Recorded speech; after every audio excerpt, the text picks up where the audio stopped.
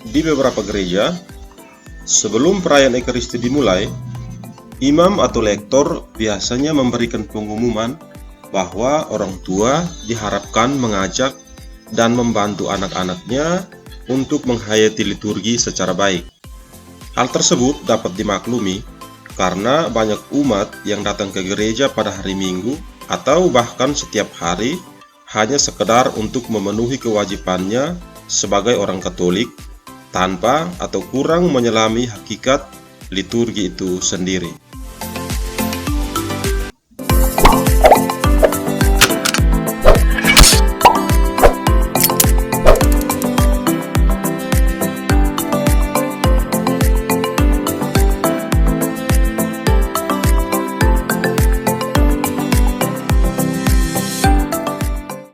Hai, selamat datang di kelas agama Katolik.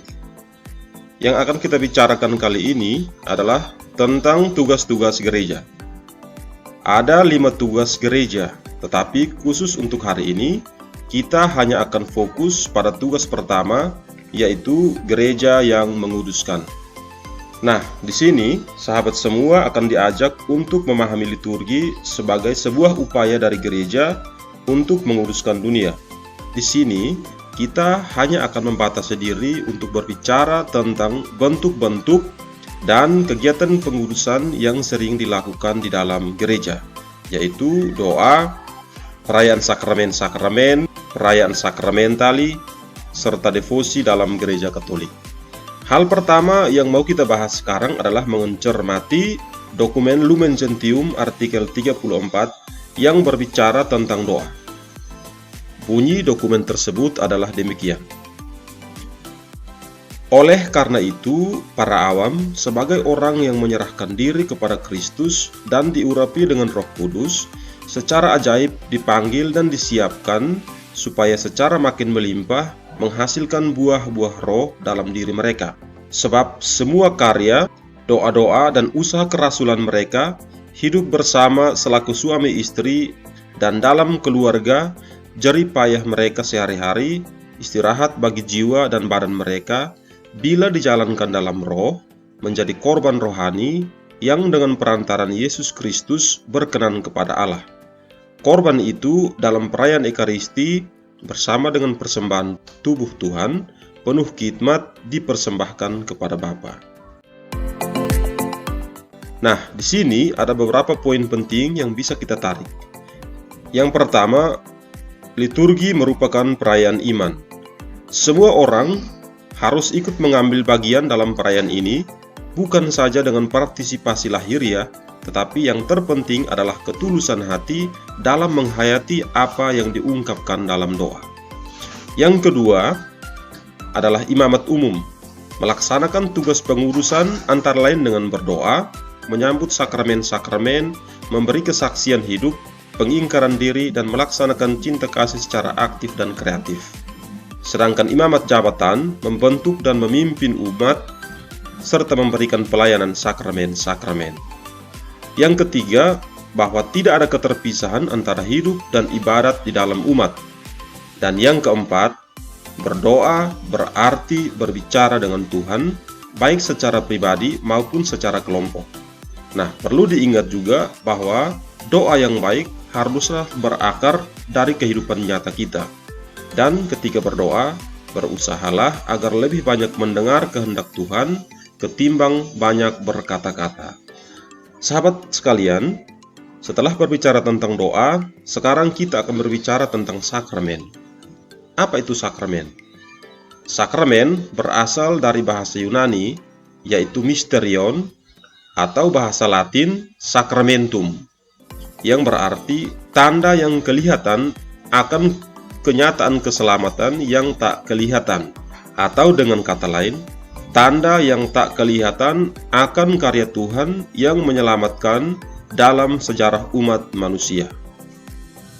Dua unsur hakiki dari sakramen itu sendiri, yaitu materi dan forma.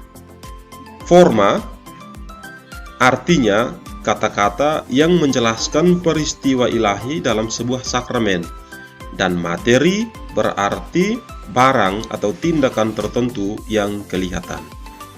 Misalnya, Dalam peristiwa atau sakramen baptis, formanya adalah kata-kata yang diucapkan oleh imam, "Aku membaptis engkau dalam nama Bapa dan Putra dan Roh Kudus," dan seterusnya. Sedangkan materinya adalah air yang digunakan oleh imam untuk menandai anggota tubuh tertentu dari si calon baptis itu sendiri. Nah, sebagai tanda atau simbol, sakramen memiliki 3 kriteria ini. Yang pertama, berasal dari ciptaan. Misalnya berasal dari cahaya, api, roti, anggur, minyak, dan lain sebagainya. Yang kedua, berasal dari kehidupan sosial. Misalnya mencuci, mengurapi dengan minyak, memecah roti, dan lain sebagainya. Dan yang ketiga, berasal dari sejarah keselamatan dalam kitab suci. Misalnya ritus Paskah, korban, penumpangan tangan, pengudusan, dan lain-lain. Next, kita berbicara tentang pembagian sakramen-sakramen. Seperti yang sahabat ketahui, Gereja Katolik memiliki 7 sakramen. Nah, ke-7 sakramen tersebut dibagi ke dalam 3 kelompok besar.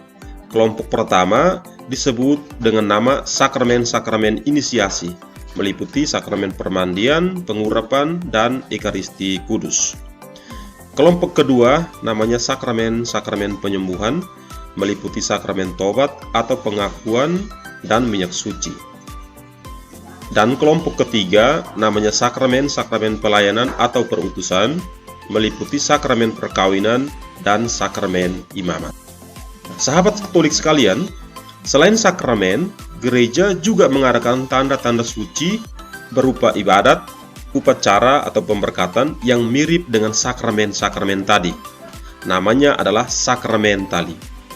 Contoh dari sakramentali adalah pemberkatan rumah, pemberkatan alat pertanian, pemberkatan rosario, pemberkatan kendaraan baru, pentahbisan lektor dan akolit, pelantikan atau pemberkatan katekis, pemberkatan kapel, pemberkatan air suci, dan lain sebagainya. Dan bagian terakhir dari materi ini adalah tentang devosi.